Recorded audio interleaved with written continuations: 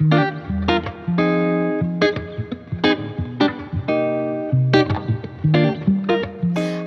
this is Dr. Bonde Virgil, board certified pediatrician and expert in all things related to children's health and adolescent health, otherwise known as Dr. V. Welcome back to the Children's Wellness Spot. This is your premier location for all things related to children's health and adolescent health. And today I want to talk a little bit about teenagers. We are now about a week and a half back into the school year here in the Southeast region where I'm from. But, across the country, everyone is slowly returning back to school.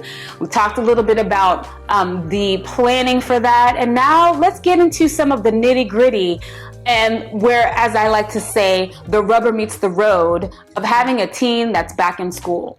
There is good data, really good data that shows that this is a pretty stressful time for teenagers. And in fact, on a more somber note, we actually usually see a spike in suicide attempts, depression among teenagers and high school students, particularly middle and high school students around this time of year. So I want to give you some good information that can help you negotiate this time with your children, with your teens specifically, and empower you all so that way you know what to do, what to look out for, and how to support your teenager through these first few weeks of school.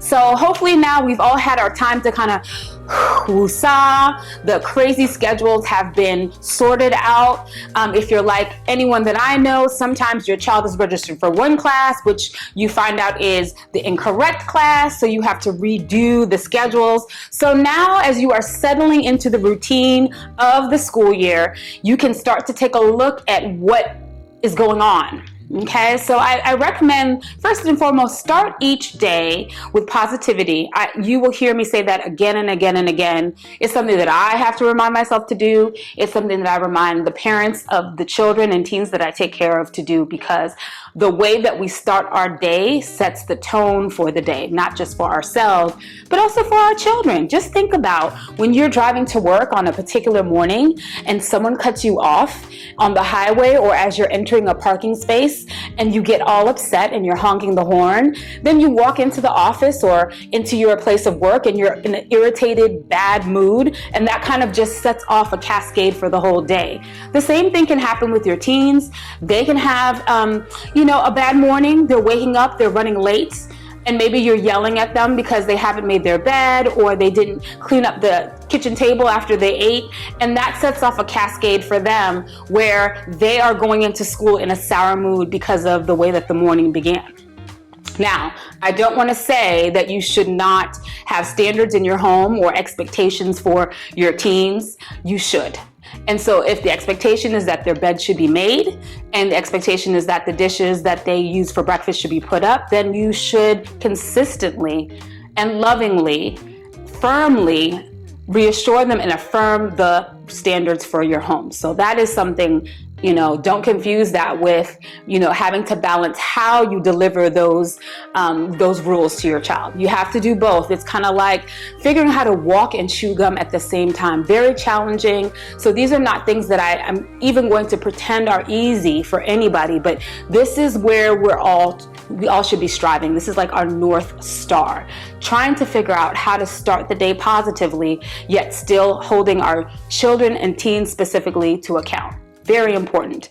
Just know that the teenage period, these are things that you've probably read on the web and maybe talked to your primary care provider about before. Being a teenager comes with a range of natural developmental processes. So, mood swings, development of autonomy and independence, a strong sense of group identity. They want to be like other kids, and so are challenged sometimes if they feel different, are treated differently, have different experiences or challenges. That can be hard for teens, and going through that process of learning and navigating is natural for them and part of their development. They can have periods of just wanting to withdraw, and that can be normal, and there's a strong desire to belong. So the group identity is really a part of the teenage developmental process. The other thing with teenagers, which is normal, is they have short-term memory and don't really have the best, I shouldn't say short-term memory, they don't have innately, developmentally, the understanding of long-term consequences. And so that can be frustrating to adults, where we have expectations for them, and they make decisions that seem rash or short-sighted, and we are frustrated because we don't understand why. Oh, you're such a smart child as far as your academics, but you're making these decisions that are absolutely ridiculous and have no understanding of consequences. And that is true. That is absolutely true. That is developmentally the standard for many teenagers. You have some that are unique in that they can think in that sort of long-range, long-term way, but most can't. And so those are all really challenging, normal dynamics for teenagers. Can't think long-range, short-term consequences are more of what they focus on. They want to belong. There's a strong sense of group identity. They have mood swings, and they want autonomy. So on the backdrop of all of that, we're dealing with the things that come along with social life for middle schoolers and high schoolers. So social media, going into a high school or middle school hallway, lunch cafeteria, now that we're sort of coming back into the normal patterns of life after this pandemic. So they're in the cafeteria now, having to figure out which group of kids they sit with at the table. They're outside during class breaks, trying to figure out how to navigate the social dynamics in the hallway between classes. All of those things that they are learning to do can be challenging for them. So how do we check in? Because I talked about in the beginning the importance of starting the day on a positive note, sending them off with some at least positivity to start their day. When they return back from school, having said all those things that they can experience, start the day when you return back together, if it's after an after-school activity, sport, music, theater, babysitting, work, whatever it may be. How was your day? Now, the typical teenager will probably respond with a very short response and may not elaborate, and that's okay. I recommend that we don't pressure them to engage and respond if they're not up to it. But just reassure them, hey, if it was a good day, I'd love to hear about it. If the day didn't go well, I'd love to hear about it. Just let me know how it was, and don't badger, but leave open-ended questions and opportunities. And you may ask that every day for 2 weeks and get no response. But there will be a day where your child is anticipating you asking that question, and it's an opportunity, a window for a conversation to kind of decompress whatever went on that day. I do want to say, as an aside, similar to how you start the day, end the day the same way. So don't start the day end the day when you pick your child up with a whole bunch of, you didn't do this, and I saw this come in on my email from your teacher. Find a way to kind of regroup, reconnect, and then deal with the issues of the rest of the day together in a way that allows them to recognize that you are here for them emotionally, as well as wanting them to achieve the goals that you have set for them. So it's really important to do that. Talk to them, see how their relationships are going. How was so-and-so? How was this experience with this friend?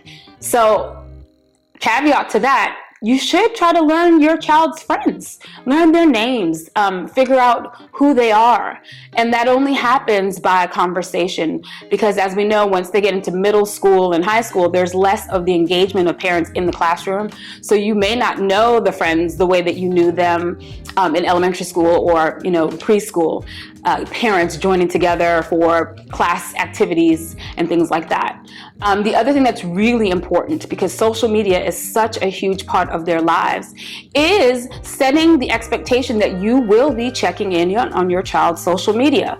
And I think if you start off every school year kind of revisiting that, make sure that you haven't backslid too much on that over the summer, but have them know that that is the expectation. And it's not because you are trying to spy on them or you don't trust them, but Have them understand that that is your responsibility as a parent and that you are there to assist them in making good decisions. Talk about the things that are really critical, like the impact of sexting, sending images that are inappropriate to someone. Although it may seem benign, it may seem like it's not a big deal, can have huge consequences. Talk to them about the type of language that they use, even if they're joking, that could be received as a threat or as an insult to someone else, and how that could be a really tricky situation. This is how you will help them navigate the world of social media, and let them know again and again the hard lesson that even adults struggle with is that social media is only a snapshot. Let me say it again. It is only a snapshot that is selected by an individual to share about their lives. So it's the edited version of everything, which means that whatever someone shares on social media for the most part is only what they want to share. So you don't get the full picture. What we find is that so many children and teens specifically build their self-esteem based off of images that they're seeing, whether they reflect who they are or are totally different from the teen. And it's hard. It's hard for them to reconcile those emotions because, they perceive everyone is having this great life. I'm missing out on all this fun. I'm not as energetic. I'm not whatever that thing is. But as an adult, if you remind them that social media is literally just a snapshot of anything, then that will help them understand that. And I think for me, I let parents know the more transparent you can be without unloading your burden on your child, it's helpful, because then they recognize that even adults struggle with this. And the social media piece, I want to spend some time in the future really going much more deeply into that, because it is huge. I cannot underscore how huge social media is for the self-esteem of our teenagers, their social engagement, the impact that it has on their daily lives cannot be underscored. On the hospital experiences that I've been engaged with and patients that I've taken care of through the years, have found so many teenagers who are affected by negative interactions on social media to the point of even wanting to harm themselves or take their lives. It is just that serious. So, spend some time knowing who your child's talking with on social media. Remind them that you will be checking their social media. And also, at the end of the day, take the phones away. So we communicate via text, we communicate via social media platforms, but all of our teens need the opportunity to unwind and decompress from the day. So if you find that your child is falling asleep with their phone in their hand or texting all the way through the night, you need to help them pull back from that, because that too, the restoration of a good night's sleep cannot be underscored. The restoration of allowing yourself to have a break from engaging constantly and responding constantly cannot be underscored, which means it's so important. So I don't want to end this conversation without sharing how critical this time of year is. So we've talked a little bit about checking in and engaging, seeing how your child's day went, starting the day on a positive note, really being cognizant of what's happening on social media, but also be aware of your child's general mood, how they're handling the stress around them. And it's important to verbalize and normalize the importance of resilience. So in our home, we talk a lot about how stress is a normal experience. It is normal to feel stressed out. It is normal to feel anxiety. What we need to then do is pivot and help each other, help our children figure out what to do with that anxiety, what positive things we can do when we feel overwhelmed or exhausted from the expectations. So I always start everything with acknowledgement, acknowledging what the feelings are, normalizing the feelings, and then talking about how do we then become resilient. So the other night, talking to my child about his first exam in his new grade, and how unfair it was that he already had an exam. They only had been in school for a couple of days. What kind of information, Mom, could they possibly be testing us on? It's been the whole summer. So I spent some time just literally listening to that processing that he was going through. And then I said, whew, okay, I get it. I can completely sympathize with you, and I know how I felt when I was in your shoes, and I get it. But the unfortunate thing is there's no way that you cannot take this test, right? So what can we do now to help you feel ready and prepared? Well, I guess I just have to sit down and kind of review what I learned last year, or really focus on getting a good night's sleep and doing the very best that I can. And that's what we did. And that is what he did. He woke up the next morning. I emphasized with him, his dad emphasized with him, being positive about the day and doing the very best that you can. And I think at the end of the day, we all, parents, caregivers, need to help children understand all you can do is the best that you can do. You can't be the same as person A. You can't be the same as person B. You can only be the best that you are. And so every day you show up as your best. That is all we can ask of anyone. And so whatever shakes out from that, as parents, we need to be able to accept what that is. And so get into their world, support their world, be a soft landing spot. I don't think that parents think about that enough. There are many parents who intuitively do that, but you have to make a decision to be a soft landing spot for your child, particularly in these first few weeks transitioning to a new grade, transitioning to a new school. Some of the children are moving from elementary school to middle school. Others are moving from middle school to high school. Some are even moving from high school to college. These students need us to be a soft landing place for them. I don't want to end without talking about the impact of mental health. And if you have a child or a teenager who already has an existing diagnosis of a mental health illness, depression diagnosed, anxiety diagnosed or being worked up, bipolar, any of these things, just understand that these periods of transition are an additional stressor to an individual who already has challenges dealing with stress. And any stressful situation just heightens the challenges if you have any mental health issues underlying. So that's the time to really be alert, making sure that the medications are being taken as they should. And you should supervise your teens taking their medications. Yes, you want them to move on and be adult and be independent. But no, at this age, and likely for a while, they're not going to always be able to do that. Not because they are a bad child or anything. Again, remember what I said going back to short-term consequences versus long-term consequences. They don't always think that way. And so you really want to make sure your medication compliance is well regimented. Make sure that you have followed up with whatever the recommendations for referrals for therapy or counseling that your psychiatrist or mental health care provider has recommended you've done. It's really important. If you notice that there are some changes in behavior, whatever the follow-up that was given, it may be that you need to move that date up and see the mental health provider or psychiatrist much sooner. That is something that you have to really take ownership of for your child, for your teenager, because this is choppy territory. I liken the beginning of the school year to stormy weather, where there's kind of shifting winds at times. You can have a clear day, but other days can be really challenging and cloudy, and you want to be in tune to that. So again, I want to thank you so much for your time. Thanks for hanging out with me at the Children's Wellness Spot. I hope you found this information helpful.